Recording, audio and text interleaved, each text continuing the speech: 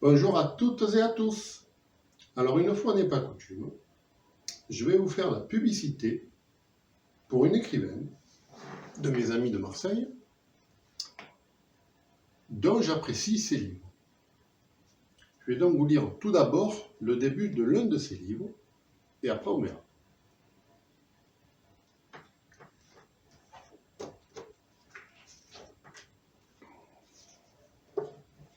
Prologue.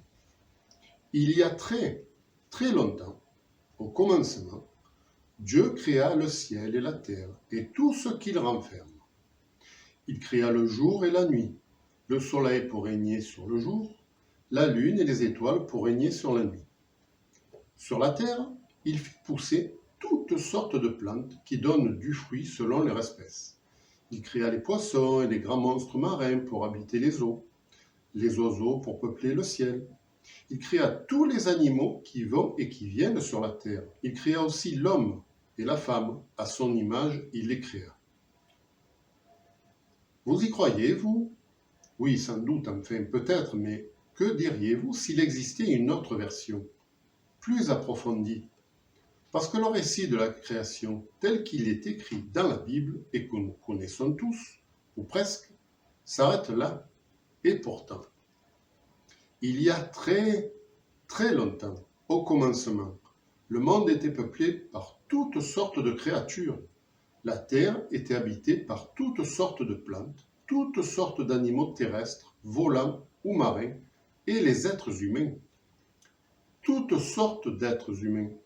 Car en vérité, Dieu ne créa pas seulement les êtres humains dits hommes, il créa aussi les êtres elfiques dits elfes et, avec eux, les êtres magiques et féeriques, c'est-à-dire les magiciens et les fées.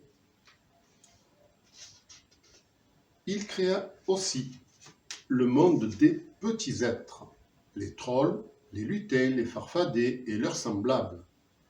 Et toutes ces peuplades vivaient dans une parfaite communion, en parfait accord avec le monde créé par Dieu. Chaque race avait sa responsabilité propre sur la terre. Chacune avait le devoir d'entretenir une portion de la création. Chacune avait son rôle à jouer dans l'harmonie du monde. Bref, le monde tournait rond, même si la terre ne tournait pas encore sur elle-même, puisque, au commencement, c'est l'univers qui tournait autour d'elle.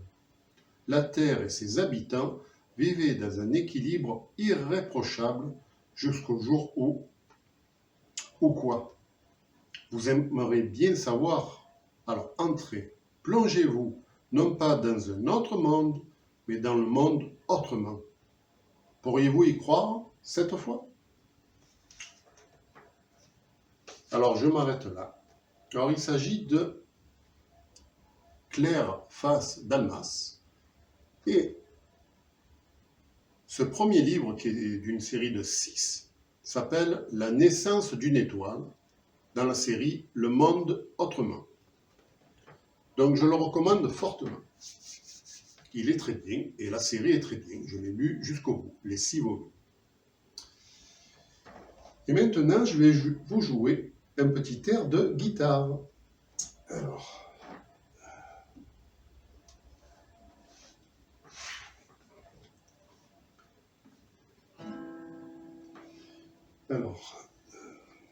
j'ai besoin des partitions, bien sûr. Ah, j'ai plus mes partitions. Bon, je suis désolé. Ça sera pour une autre fois, quand je retrouverai mes partitions. Allez, à la prochaine!